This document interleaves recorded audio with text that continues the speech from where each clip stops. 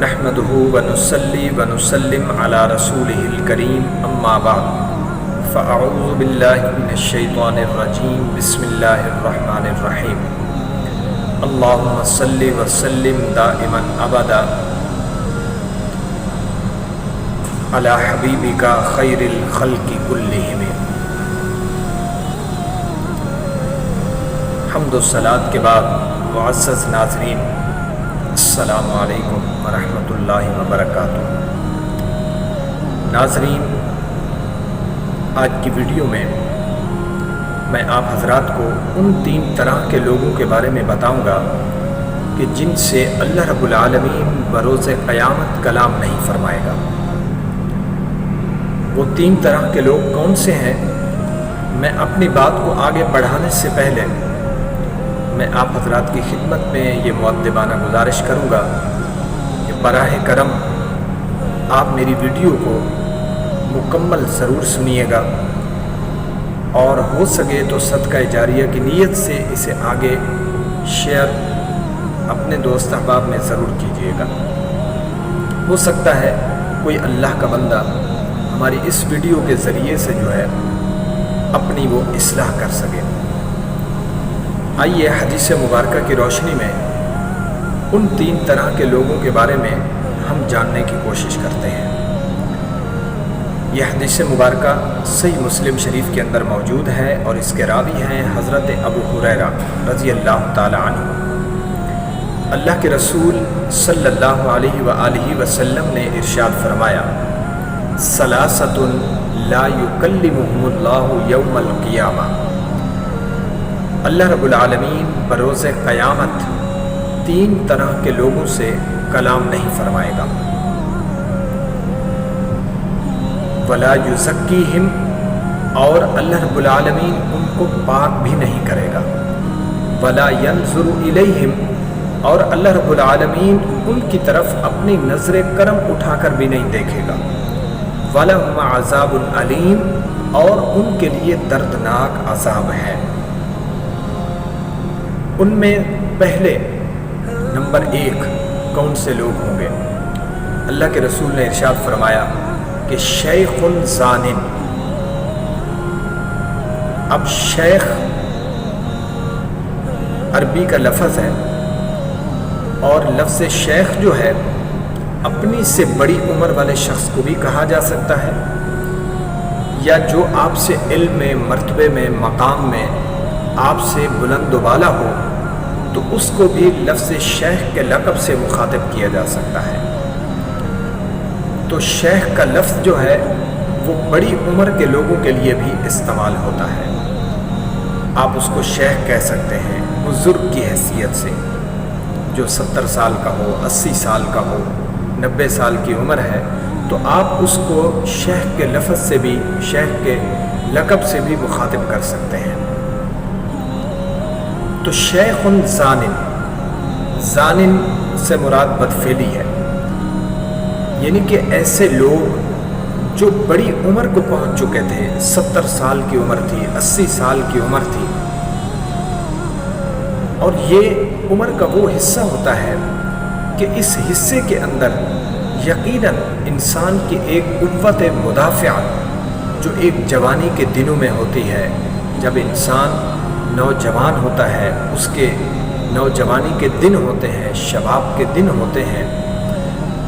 ان دنوں کے اندر جو ایک قوت مدافعت انسان کے اندر ہوتی ہے وہ اس عمر میں جا کر وہ ختم ہو جاتی ہے، اور وہ نفسانی خواہشات جو جوانی کے دنوں میں انسان کے دل کے اندر ہوتی ہیں وہ بھی اس عمر میں آ کر جو ہے وہ ختم ہو جاتی ہیں۔ اور عمر کے اس حصے میں جو لوگ اس طرح کی بدفعلی کے کاموں میں ملوث رہے، انہوں نے ان کاموں کا ارتکاب کیا اور اس کے بعد انہوں نے اللہ کی بارگاہ میں اس سے توبہ استغفار بھی نہیں کیا، اللہ سے معافی بھی نہیں مانگی، اور وہ اسی طرح اس دنیا سے چلے گئے، تو بروز قیامت اللہ رب العالمین جو ہے ایسے لوگوں سے کلام نہیں فرمائے گا۔ نمبر 2، وَمَالِكٌ كَذَّابٌ، حاکم وقت، حکمران جو تھا، جو بادشاہ تھا، وہ اپنی رعایا کے ساتھ جو ہے جھوٹ سے کام لیتا تھا، اپنی رعایا کو جھوٹ میں مبتلا رکھتا تھا. یعنی کہ ایسا کوئی کام جو وہ اپنی رعایا سے اپنے عہدے کی طاقت، اپنے عہدے کی بنا پر، یا وہ اس کے پاس اس کے وقت حکمرانی کے اندر جو اس کے پاس وہ ایک طاقت تھی، وہ اپنی ان طاقت کو یا اپنے اس عہدے کو بروئے کار لاتے ہوئے وہ اپنی رعایا سے وہ کام لے سکتا تھا جو اس نے جھوٹ بول کر لیا ان سے، یا ان سے دھوکے سے کام لیا، یا اپنی رعایا کو جھوٹ کے اندر، دھوکے کے اندر مبتلا کر دیا، خود بھی اس میں مبتلا تھا. تو ایسے لوگوں سے بھی اللہ رب العالمین بروز محشر کلام بھی نہیں فرمائے گا، اور اللہ رب العالمین جو ہے ان کو پاک بھی نہیں کرے گا، اور اللہ رب العالمین ان کی طرف اپنی نظر کرم اٹھا کر بھی نہیں دیکھے گا. اللہ اکبر کبیرہ، سبحان اللہ حمدا کثیرہ. اللہ رب العالمین ہم سب کو اس طرح کے دھوکے بازی سے، جھوٹ سے، اللہ رب العالمین ہم سب کو بدفعلی کے کاموں سے محفوظ و مامون فرمائے عمر کے ہر حصے کے اندر. اور تیسرا، وعائل مستکبر. اللہ کے رسول نے ارشاد فرمایا کہ تیسرے وہ لوگ ہوں گے کہ جو اس دنیا کے اندر جن کے پاس ظاہری کوئی مال و اسباب نہیں تھا، وہ بیوی بچوں والے تھے، وہ گھر کا سربراہ کہ جس کے پاس اپنے گھر کو چلانے کے لیے، اپنے بیوی بچوں کا پیٹ پالنے کے لیے اس کے پاس ظاہری طور پر کوئی مال و اسباب نہیں تھا، یعنی کہ وہ تنگ دست تھا، وہ غریب تھا، مفلس تھا، لیکن اس کے باوجود، تنگ دستی کے باوجود، مفلس ہونے کے باوجود، فقیر ہونے کے باوجود جو ہے، ایک غریب ہونے کے باوجود جو ہے، وہ شخص صرف اپنے اس تکبر کی وجہ سے، اپنے اس غرور کی وجہ سے کسی سے تعاون نہیں لیا کہ میں کسی کا احسان اپنے سر پر کیوں اٹھاؤں. وہ اپنے اس تکبر اور غرور کی وجہ سے اس نے خود بھی مثلا پریشان رہا، اور اپنے بیوی بچوں کو بھی اپنے تکبر کی وجہ سے، اپنے غرور کی وجہ سے، جبکہ وہ اپنے کسی عزیز سے، اپنے کسی بھائی سے، اپنے کسی دوست کے ساتھ، اپنے کسی چاہنے والے سے کوئی تھوڑا بہت بطور قرض پیسہ لے کر جو ہے اپنا کوئی کام کر کے، اپنا کوئی کاروبار کر کے اپنے بیوی بچوں کا پیٹ اچھی طرح پال سکتا تھا،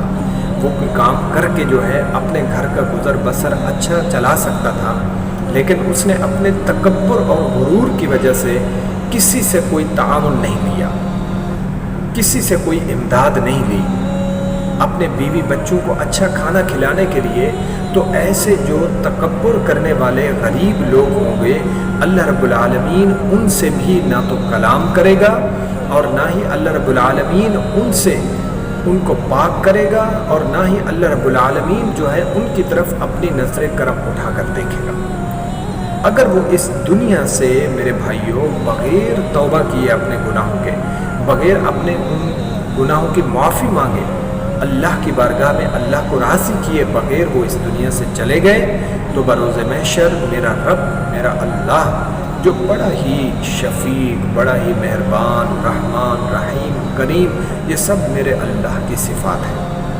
وہ اتنا رحیم و کریم ہونے کے باوجود وہ ایسے لوگوں سے کلام نہیں کرے گا.